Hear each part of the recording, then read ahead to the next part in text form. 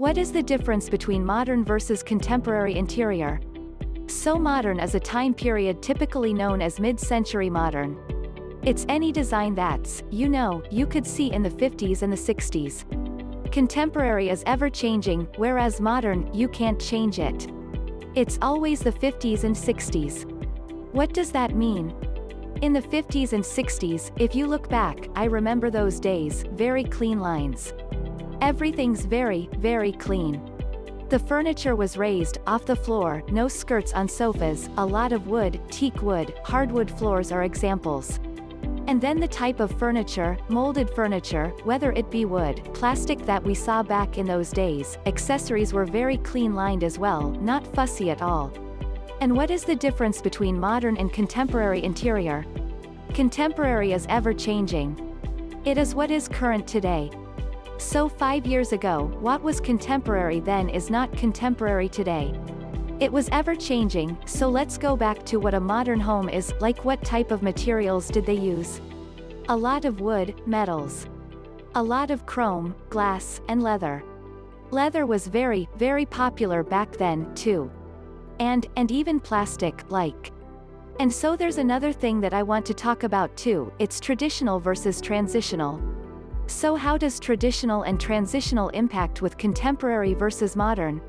Well, they don't really. Modern is a time period set on its own in the 1950s and 1960s. What is current now with very traditional furniture? So you get a blend of contemporary and traditional, and that's called transitional. What is traditional? Based on the years between in the 18th century and the 19th century, it's quite fussy furniture, elegant, heavy draperies, beautiful fabrics. Woodwork was very ornate, heavy crown moldings, and the furniture itself too was very heavy and ornate. You had certain areas, particularly the Chippendale, the Sheraton and the Queen Anne furniture. Very common during that transitional traditional period. So like something you'd probably see in Buckingham Palace.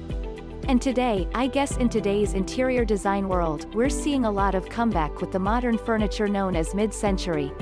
Some people refer to retro. So again, we're starting to see those really clean lines again, minimalistic. So I guess you could say that modern has become contemporary, which is very good. And most home builders now appeal to that, like contemporary designer, or are there like, not that we want to name any of them, but like, are there any that are very specific to a traditional law or transitional law, or is it mostly all? Most of it is contemporary nowadays, and how people are changing the look of their home is how they decorate it.